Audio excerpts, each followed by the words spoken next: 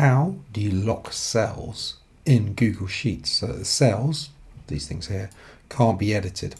Let me show you. There's a couple of ways of doing it, but essentially click in a cell, then go to Data, go to Protect Sheets and Ranges, then go to Add Sheet or Range, and we're going to do it for a range. If you want to do it for a sheet, which is this whole thing is a sheet, click on the sheet, and you can choose which ones there are. There's only one available. But we're going to do it for a range, so for certain cells. What you then need to do, click in here. In fact, click here, select Data Range, select the range that you want. You can see it changing as I'm moving this up and down. There you go. So choose your range. So we're going to say all of that. Then press OK. Then go to Set Permissions. You can either show a warning when editing the range or restrict who can edit this range. And you restrict it to the people with access. So you can say only you, or custom, or copy permissions from a different range. What I'm going to do though, I'm just going to change it to say show a warning when editing this range. I'll click done. There you go, changes were saved.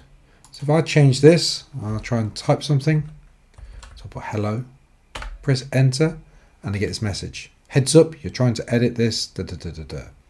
So it's just giving me a warning.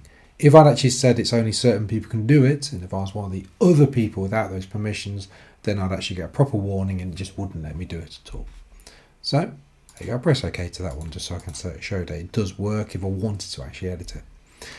If you want to edit this though, highlight the range, go to Data, go to Protect Sheets and Ranges, and then I don't know the best way of doing it, but I just go to Cancel, and it then shows this one here is already available. So I click on that. So I'll show you again. So that one there, you can see it's locked down, this range A4 to B19.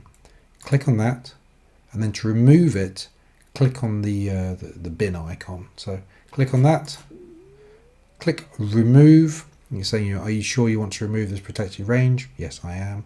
Click Remove, click OK, and then I'll type in hello in there. There you go, it all works perfectly. I can do with it as I wish. Hopefully you found this video useful. If so, please like the video and subscribe to my channel for more top tech tips.